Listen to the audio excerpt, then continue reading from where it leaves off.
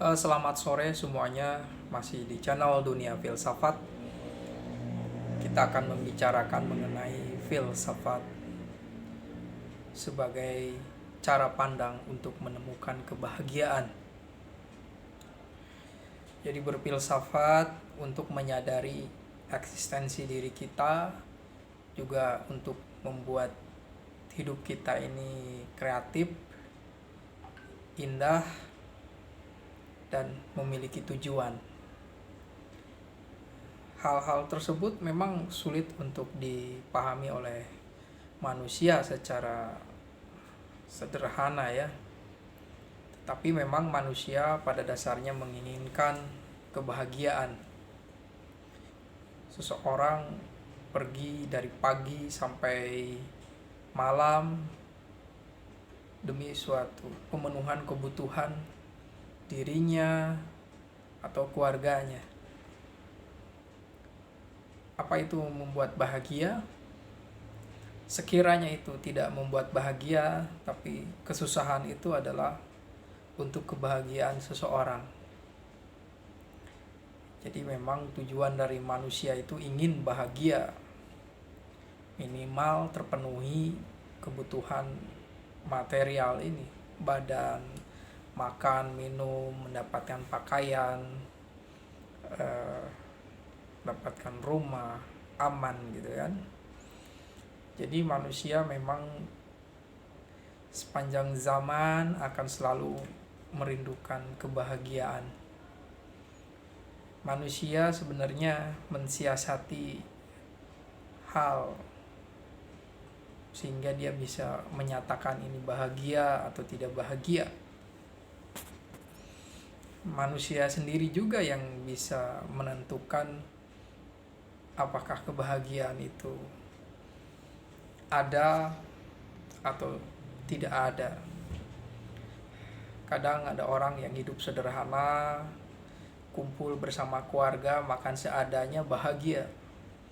Tapi ada juga orang yang hartanya melimpah, tapi dia sibuk dengan kehidupan kerjanya, sehingga keluarga terlantar, pendidikan anak tidak terawasi, dan memiliki rasa emosional yang jauh dengan keluarga.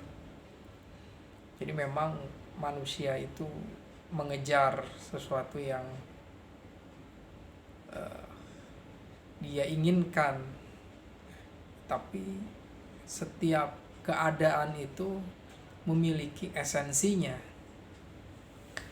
Kebahagiaan bagi seorang anak kecil adalah ketika ayahnya datang dan mengajaknya bermain gitu. Dan begitu juga tentang seorang istri. Suatu saat istri ingin selalu bersama dengan suaminya, ingin mendapatkan perhatian meskipun itu memarahinya mungkin ya, daripada jauh sama sekali. Jadi kebahagiaan ini menjadi sesuatu yang pemanis di dunia ini, yang fana ini ya. Manusia yang hidup di dalam keterbatasan pemikiran, keterbatasan ruang dan waktu. Kita hanya bisa ada di satu tempat saja. Jadi manusia akan selalu merindukan suatu keadaan yang bagi dirinya itu bermakna. Selain pemenuhan kebutuhan material, yang membuat bahagia itu adalah bermakna. Sesuatu yang dianggap bermakna itulah yang membuat kesadaran manusia bisa menerima hidup, meskipun makna itu adalah tragedi.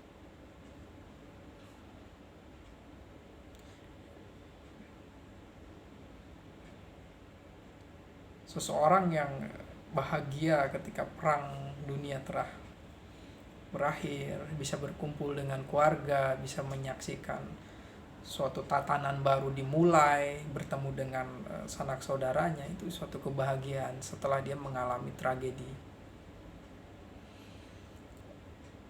Jadi sebaiknya memang perang tidak boleh ada lagi, dan manusia itu memang harus memahami yang menjadi penyakit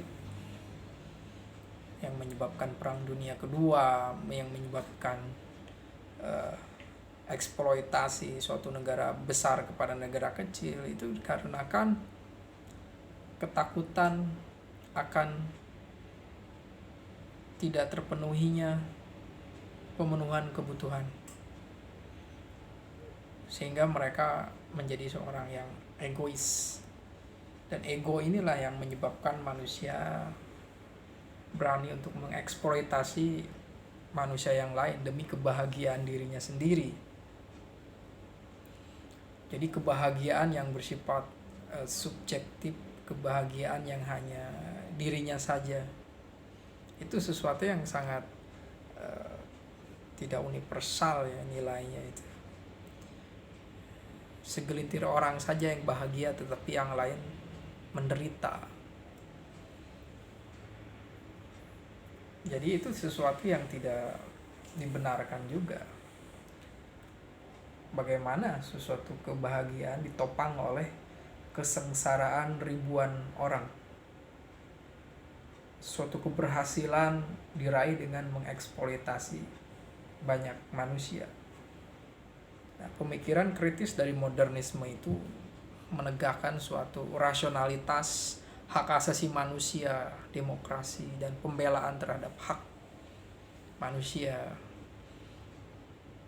Kalau zaman dulu mungkin harga manusia sangat murah ya. Sekarang ada hukum, norma-norma yang harus mengatur tata hidup. Untuk mendefinisikan kebahagiaan seperti itu apa, ya memang kita harus melihat dari apakah yang membuat kebahagiaan itu adalah karena kesadaran kita mengenai suatu pengetahuan, terpenuhinya kebutuhan, atau kita mendapatkan makna, atau sebenarnya kebahagiaan itu tidak ada. Karena tidak ada, dia dicari, dia diinginkan, dirindukan, dia diidealkan, padahal dia tidak ada. Yang ada adalah